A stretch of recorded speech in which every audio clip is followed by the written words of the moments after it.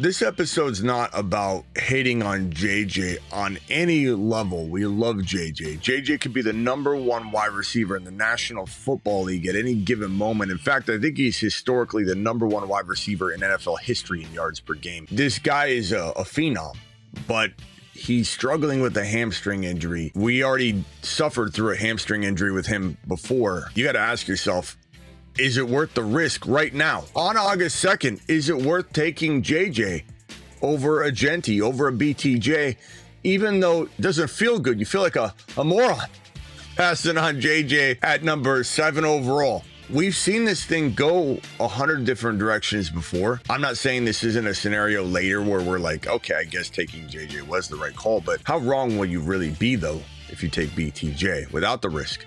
How much regret will you have if you go Jeanty and he has 1,400 rushing yards, 300 receiving, 12 to 14 touchdowns, 45 to 52 receptions? How wrong are you really going to feel if you go safe with Jeanty, pass on JJ, and JJ has 10 touchdowns and 120 receptions? I mean, at the end of the day, you are taking a gamble passing on JJ. Passing on JJ is a gamble, no doubt about it. But is it more of a gamble to take him with another known hamstring injury that has shut him down the rest of the offseason, and the team has said he's not playing till week 1?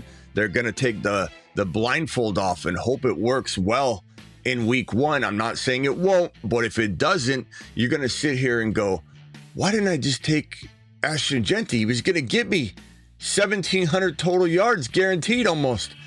And 12 to 15 touchdowns probably guaranteed, and 50 receptions almost guaranteed. So you got to ask yourself that question. The Fantasy Football Show begins right now.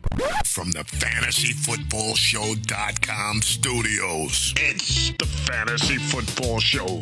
Monday through Friday, 8 p.m. Eastern. Smitty is also live whenever news breaks. It's such a tough dilemma. You know, you're making a call based on an injury you don't know the severity of. It's so bad that he can't play or do anything until week 1. That is an ambiguous amount of hope. You're just jumping off a cliff hoping that it's going to be okay. You don't know how far the fall is. Might not be far at all. Maybe he's the best wide receiver in week 1. Maybe he comes out of week 1 and he's completely healthy and you're like, I should have taken JJ. But I don't really believe at the end of the day you're going to feel that way because of what I think Ashton Jeanty can bring to the table. As I just said with Ashton Jeanty, and we'll circle Jeanty because we're talking about Jeanty, you're getting probably, and I've mapped this out before, 300 carries out of him. And you could say, no, he's going to get 300 carries. He's going to get, if he's healthy, he's getting 300 carries. Pete Carroll drafted this man. They drafted him at the top of the draft. There's no other competition there. They're going to run the ball 450 times. Jeanty's going to get 300 of them. Sure, they'll have other running backs involved, but that accounts for that difference of 450 and 300. So that's a lot of carries that Jeanty won't get. 300, I can almost guarantee if he's healthy, he's getting 300. And if we do the 4.5 yards per carry, which this man is more than capable of averaging, that is 1,350. This is like your floor, your absolute floor yardage number. If he gets you the 300 carries times 5 yards per carry, that is 1,500 yards. So that would be his, ceiling value. I mean, that in itself should make you just kind of go, okay, wait a minute. If I could press a button right now and lock JJ into these numbers, the yardage numbers, knowing he has a hamstring injury, and I might have him miss games. Maybe. I don't know. We're not even sure what it is, right? He's just ruled out for the entire rest of the offseason, preseason, and he's going to walk into week 1. And if you told me I could press a button right here, and if I press the button, I get between 1,350 and 1,500 guaranteed, no matter what. I might get 1,350, I might get 15, but if I press the button, I'm guaranteed. You're pressing the button. You're expecting 120 receptions off of that kind of yardage number, and you're expecting double-digit touchdowns or right around there. That's what you'd be plenty happy with. This is what Jeanty's getting you, no matter what, if he stays healthy. And even if we dialed back the carries to, let's say, 255, let's just say 255 carries. He's not doing that, but if he did, and he got his 5 yards per carry, that is 1,275. No matter what no matter which way you look at it, you're getting this amount of yards if he's healthy. And then the touchdowns, I mean, I don't know about you, but I look at a running back in Ashton Jeanty, a guy who had 29 touchdowns last year in one season, 29 rushing touchdowns, 7 yards per carry, 2,600 yards. He was going after Barry Sanders' record. This is in one season. And then the fact that he's one of the better receiving backs probably to come out of college in a while. And people don't really talk about that because he didn't do much last year because he was busy running for 2,600 yards and 29 touchdowns. He had 23 for 138 and 1. But the year prior, 43, 569 and 5. That is one of the better receiving seasons we could pull up if we search through every single running back for the last 5 years.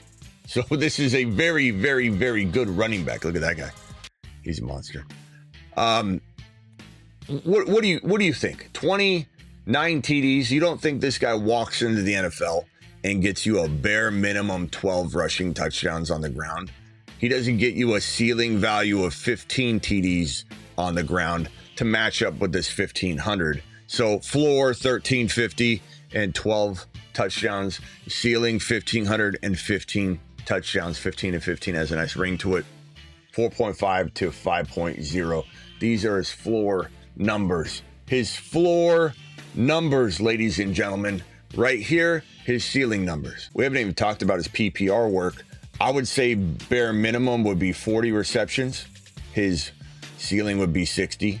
No one's saying he's getting all of these ceiling numbers. Maybe he gets this and he gets this. Who knows? But 40, 60, 300 receiving, maybe 500 ceiling receiving, even 450. Let's play it kind of say 450 and then 300, or even you could even say 275, 250. That would be his floor receiving with the 40. And then his ceiling would be 60 and 450. Probably 2 to 3 TDs receiving. So in his floor situation, 14 total touchdowns, the 2 plus the, let's get this marker to work. 2 plus the 12, 14 touchdowns, 1350, 40 receptions, 250. That is a crazy amount of yards. Yes, 250 plus 1350, that is 1,600. His floor is 1,600 yards. So adding his floor rushing yards with his floor receiving, that's 1,600 total yards, 14 total TDs, and then the 40 receptions is what we had him pegged for. That is an insane season. His ceiling value, if you add his 1,500 yards to his receiving numbers that we gave him, that is 1950 total yards, 18 total touchdowns if you give him the 15 plus the 3. And then the receptions we said was, we'll give him 50 receptions. So 50 receptions, that is his ceiling. That is his floor. I get the concern. He's a rookie, plays for the Raiders. People say it all the time. Raiders. Why are people using that? He plays for the Raiders. Oh, the Raiders were bad last year. Did the Raiders have Geno Smith? Not calling him a world star, but did they have a quarterback, a competent quarterback at all? Brock Bowers, he's another year more experienced, and Brock Bowers is Geno Smith, so he'll be even better. They drafted 2 rookie wide receivers, one in Thornton we love. The team has Jeanty, so it's a better team. The offensive line is going to be better with Geno and Jeanty. Why are we judging the Raiders for last year? As Tony Soprano said, one of the most boring forms of conversation is remember when. Remember when the Raiders didn't have Geno, they didn't have the 2 rookie receivers, they didn't have the improved overall offensive line and defense in different pieces they picked up in free agency in the draft. They didn't have Ashton Jeanty. Remember when the Raiders were so bad and we expect bad things out of Jeanty? Jeanty won't do well in that environment. Jeanty doesn't live in that environment. He's in the new environment. Unbelievable. It's like when people told me that the Washington Commanders offensive line, it's bad, Smitty. JD5 as a rookie is going to get crushed. He can't do well in Washington. And I said Washington's better than Chicago. Chicago was supposed to be the best situation a rookie QB's ever been handed. But guess what I said? It's Washington. Washington's the best situation a QB's ever been handed as a rookie. And it proved to be true. And once you added JD5 behind that offensive line, they were productive. They were very productive. You give Jeanty and Geno, and again, not claiming Geno's a world star. We're claiming Geno's a competent quarterback. You hand Geno and Jeanty and then give Bowers those pieces, right, to keep defenses honest. And now Bowers is better. You give me that in a Pete Carroll, run-heavy, balanced kind of attack. What in the hell is wrong with people? The truth is, Jeanty is safer than JJ with what we know right now. It's August 2nd. He's being shut down for over a month. That could change, and if it did, we'd adapt a little bit. At least on Underdog, promo code Smitty, we start drafting more JJ. In your home leagues, maybe you've already drafted. Maybe we find out that he's actually going to be a lot more healthy before week 1 than we think. Anything can happen, and we'll adjust. If you haven't drafted yet, we'll adjust. That's all about adjusting and adapting is how the world works in fantasy football. If you don't adjust and adapt and you think that's flip-flopping, then you're not going to be a very good owner. You always have to adjust and adapt, but adjusting and adapting includes drafting a player in round 1 that you love. You love both these guys, but maybe avoiding the guy that is being ruled out because they don't know what's going on with his hamstring again. And even if I'm wrong, am I really wrong? If I'm wrong, and let's give the floor numbers here to Jeanty. Am I really wrong? 1,600 yards, 14 TDs, and 40 receptions. Yeah, maybe he gets that 1,600 yards and 10 or 11 touchdowns, and the difference in touchdowns probably will offset the difference in receptions. And what? We have a wash. In a worst case scenario, the person that does draft JJ and you don't, and you take Jeanty, this person equals what you get. You guys both win. In a worst case scenario, the guy that drafts JJ and you who drafts Jeanty, you both win. No one loses. You're wrong, but you're actually not. If you draft JJ and you're wrong, you lose. Big difference between being wrong in this scenario or being wrong and he's great and you still get him and he's great. It's called safety. And again, if we get updates and JJ's good, we've seen him run around, practice a little bit, jogging. If we get an update, he's not shut down for the entirety of the offseason, and maybe he doesn't play the preseason, but it's not the feel of he's shut down and we're going to blindly throw him into week 1. We will adjust and adapt. I can't tell you I won't have Jeanty above him. I still might, but he might be ahead of BT. He might be ahead of other players that we might be considering over JJ right now. The panic level is contingent upon the news. You've got to know that. That, again, is adjust and adapt. Before you sit there and go, Smitty, you're crazy. Can't believe this. You'll see. I'll come back. You might come back and we're already back on the JJ train. Adjust and adapt. It's part of what we do. We have to. As for BTJ, love BTJ. Love him. And I believe there is a world we live in where BTJ's not far off from JJ, even if JJ's healthy. We're talking about the number 4 wide receiver from last year. We're talking about a 10 reception, 1,400 yard, probably 12 plus touchdown wide receiver no matter what. And again, if I said, knowing what you know about JJ's hamstring right now, which is not a lot, if you could press a button right now and lock these exact numbers in, you wouldn't be over, you wouldn't be under. I'm going to hand you 110, 1,400, and let's call it 13 TDs exactly, just to get an exact number in here. If I said, I'm giving you this, you're not getting more, you're not getting less. If I press the button and you got JJ, you're probably going to go, I don't want to risk it. Press the button, locked in, boom.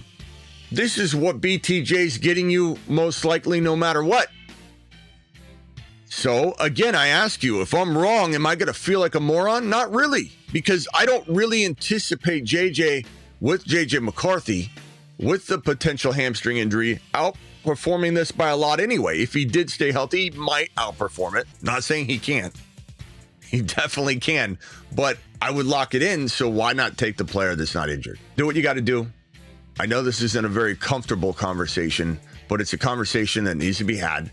And I think that the astute ones will look into this at least before they just blindly say, it's JJ. It's JJ. You got to draft JJ. He's JJ. Am I right? Am I right? You got to take him. Do you? You should also be getting on the Patreon. It's $10 a month, cancel anytime, 365, 24/7 live chat group, $10 a month. That's it. Try it for 1 month. It's like a cup of coffee. We're always talking football, 24/7, 365. on the Patreon. I want to see you on there. It's the best place to hang out all day. You don't have a group chat. Everybody says, oh, my group chat I got. And you're like, I don't have a group chat. You do now. You do now. And also don't forget my thefantasyfootballshow.com bold predictions, rankings, trade calculators. I got into the industry in 2002/2003 because I, like you, was looking around back then, right after going into 2002, that season. I couldn't find a trade calculator, couldn't find year-round rankings. I couldn't find people that wanted to rank all the players in redraft in April. And that's how I got into the industry. I went on CBS and NBC Sports Radio, started dropping bold predictions, and that became my thing. Nobody was dropping bold predictions back then. It was you were an outcast if you were saying things like I was. Like, that Adrian Peterson, before he takes a snap, will be the number one running back in the National Football League. You can't say that. People got so mad at me. Bold predictions, trade calculators. I've been doing this for 23, 24, whatever. I don't even know how many years it's been now. Plus years doing the content. Make sure you get on over to thefantasyfootballshow.com and also make sure you know that we're live every single weekday at 8 p.m. Eastern. We're live almost every single night at midnight Eastern, drafting on Underdog. Promo code Smitty. Links in the description. If you want to draft with us, make sure you hit that Underdog link and get signed up ahead of time so you don't miss the draft. And I'm additionally live whenever big news breaks. See you on the next one.